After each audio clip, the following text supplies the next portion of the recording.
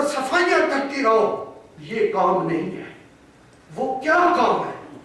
وہ کام ہے آنے والی نسل کی تربیت کا، آنے والی نسل کو سنبھالنا۔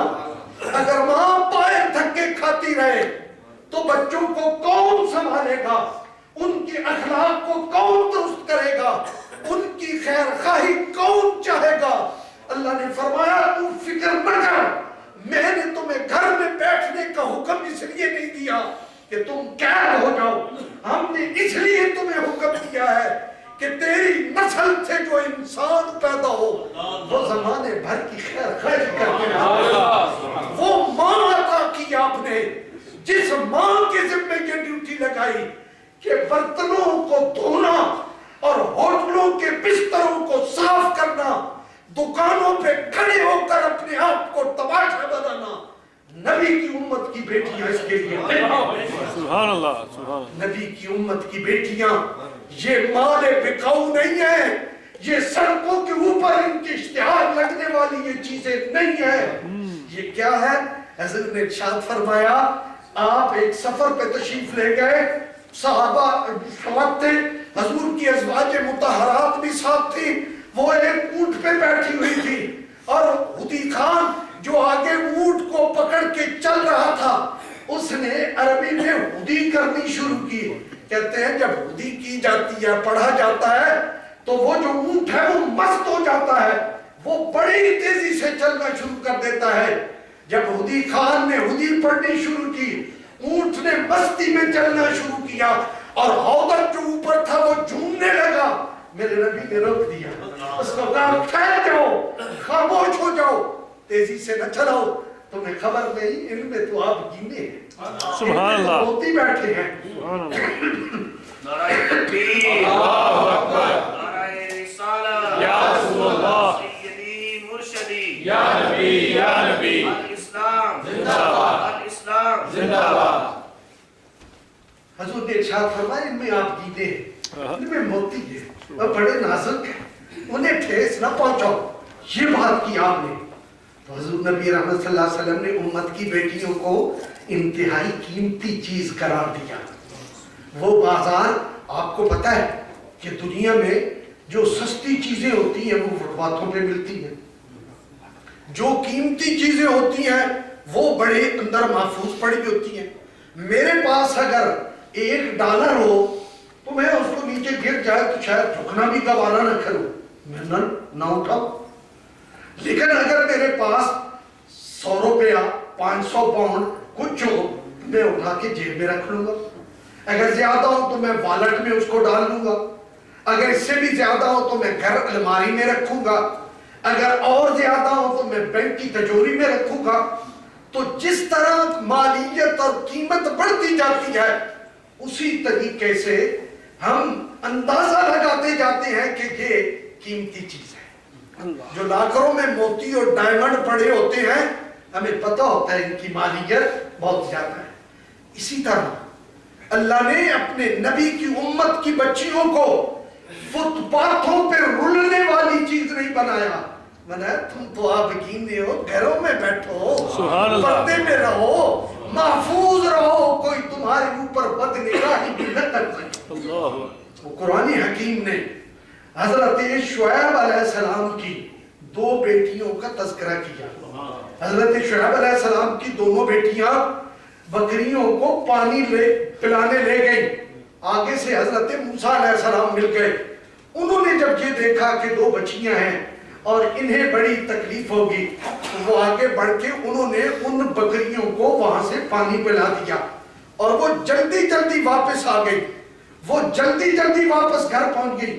حضرت شعیب نے ان سے پوچھا، حضرت شعیب علیہ السلام نے، میرے بیٹا آپ آج جلدی کیوں آ گئی ہو اتنی جلدی؟ انہوں نے کہا ایک شخص کو ہم نے دیکھا، وہ بڑا نیک وقت انسان جوان تھا، وہ آگے بڑھا، اس نے ہمیں اکیلا دیکھا، آ کر کے ہماری بکریاں لی اور ان کو پانی پلایا اور ان کو وہ واپس لے کے گیا، تو اس لیے ہم آج جلدی آ گئی ہیں۔ تو پھر ایک بیٹی عرض کرتی ہے اپنے والد گرامی سے، ابا جان جس نے ہمارے ساتھ اتنی مربت کی وہ کوئی اچھا انسان لگتا تھا اور وہ کہیں مسافر ہے، کہیں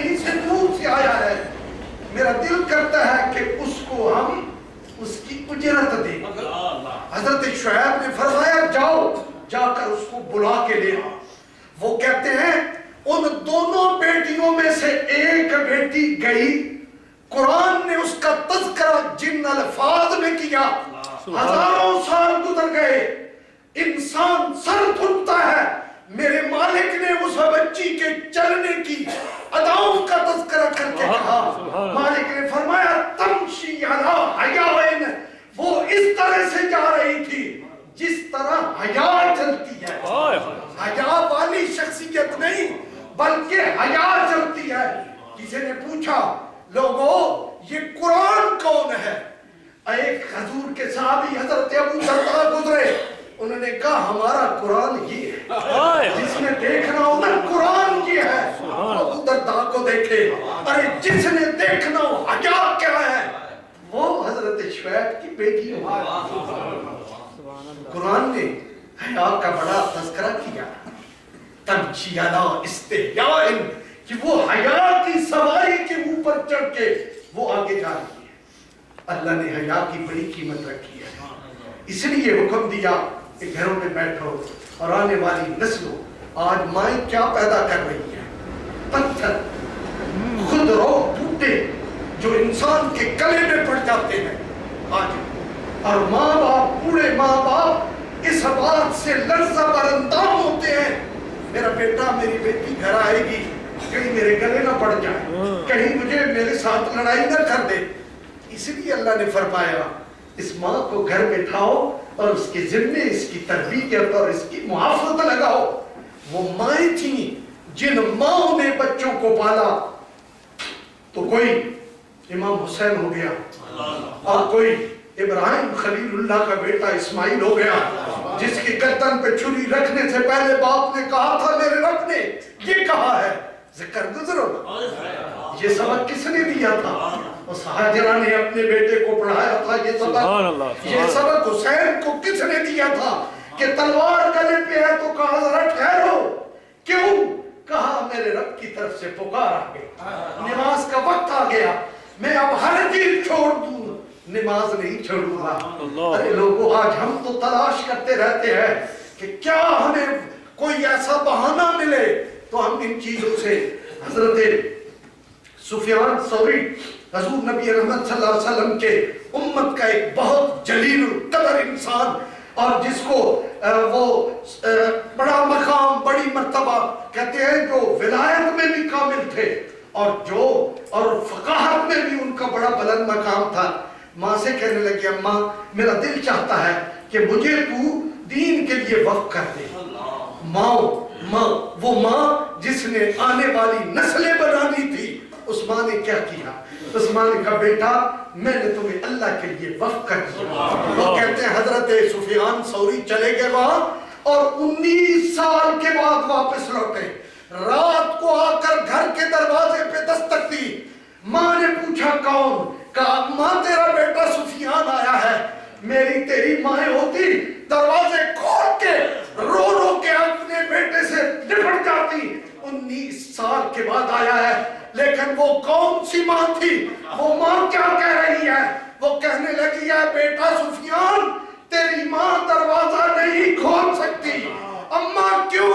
کہا میں نے تمہیں اپنے رب کے نام وقف کر دیا اور یہ بڑی بے غیرتی ہے.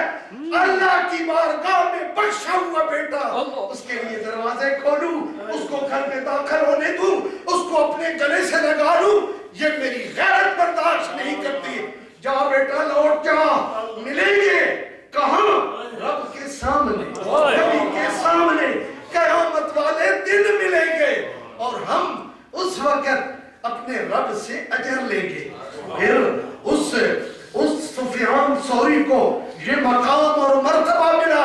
حضرت سفیان نے ابو جعفر منصور جو عباسی خلیفہ تھا اس کا ایک حکم ماننے سے انکار کیا اور فتویٰ اس کے مطابق نہ دیا جس طرح خلیفہ کی مرضی تھی. وہ ناراض ہو گیا, حج کے اوپر آنے لگا, اس نے اعلان کروا دیا جب میں مکہ پہنچوں نا تو اس وقت سولی تیار رکھنا اور اس سفیان ثوری کو میں نے اس کے اوپر لٹکانا ہے. اس لیے اس نے جرت کی کہ اس نے خلیفہ کی بات نہیں مانی.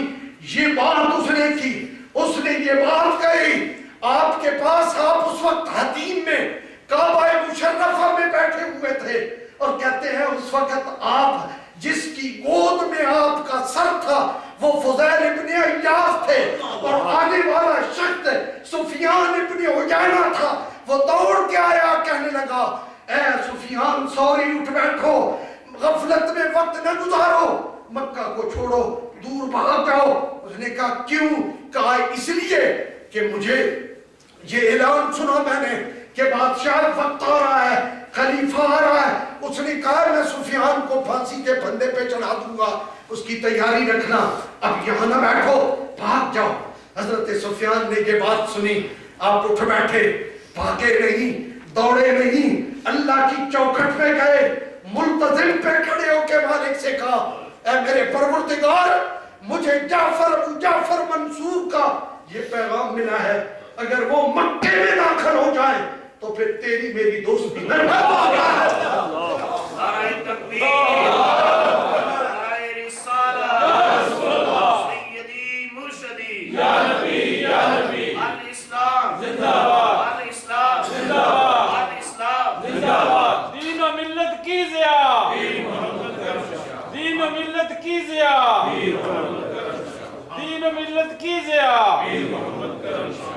نعرہ تکبیر, نعرہ رسالت,